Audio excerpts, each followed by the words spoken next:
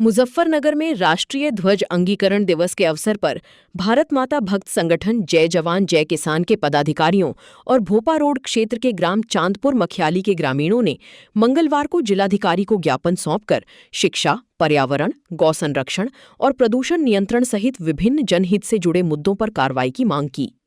ज्ञापन में संगठन ने कहा कि भारतीय संविधान के तहत नागरिकों को मिले मौलिक अधिकारों का संरक्षण सुनिश्चित किया जाए तथा भ्रष्टाचार, शोषण और जन समस्याओं के खिलाफ शांतिपूर्ण तरीके से आवाज उठाने वाले लोगों की सुरक्षा की जाए। शिक्षा व्यवस्था को मजबूत बनाने की मांग करते हुए संगठन ने सरकारी विद्यालयों में आधुनिक बेंच डेस्क, शुद्ध पेयजल, वाटर कूलर, छात्र छात्राओं के लिए अलग शौचालय, पर्याप्त शिक्षकों की नियुक्ति, बिजली, इन्वर्टर, जनरेटर, पंखे, कंप्यूटर, पुस्तकालय, उद्यान और खेल मैदान जैसी सुविधाएं उपलब्ध कराने का अनुरोध किया।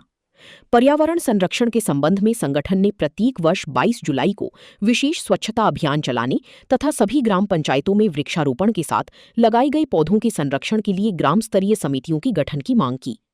ज्ञापन में सड़कों पर घूम रही निराश्रित गौवंश को दुर्घटनाओं और फसलों को होने वाली नुकसान का कारण बताते हुए प्रत्येक ग्राम पंचायत में गौशालाओं की स्थापना तथा उनमें चारा, पानी और पशु चिकित्सकीय सुविधाएं उपलब्ध कराने की मांग भी उठाई गई।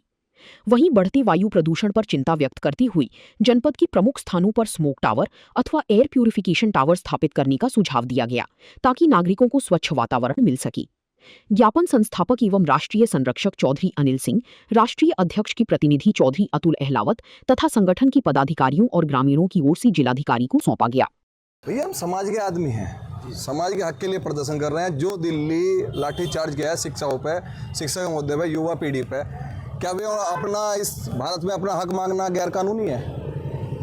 बीजेपी सरकार में 152 पेपर लीक हुए हैं, पैसा रिफंड कर दो, शिक्षा मंत्री इस्तीफा न दो। 152 पेपर, एक पेपर में 26 लाख फॉर्म भरे गए थे। एक फॉर्म की कीमत कम से कम 2500 या 3000 या 1500 इससे कम नहीं है। कहाँ है पैसा? शिक्षा मंत्री क्यों चुप बैठा है? तानाशाही पा रही है सरकार। वहाँ हमारी माँ बहनों के साथ इतनी बुरी तरह व्यवहार किया गया, सारे अधिकारी सस्पेंड हो, सब पे कानूनी कार्रवाई हो। जब तक ये एक मुद्दा यह है, दूसरा मुद्दा है हमारा प्रदूषण। चांदपुर से हमारे प्रधान जी आए हुए हैं, अनिल प्रधान जी।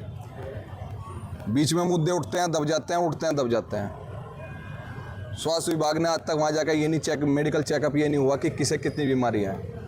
स्वास्थ्य विभाग, स्वास्थ्य मंत्री साहब अपने घर में बैठे हैं। कोई इस सरकार में जो अपनी आवाज़ उठाता है उसे लट के दम पे घर बैठा दिया जाता है।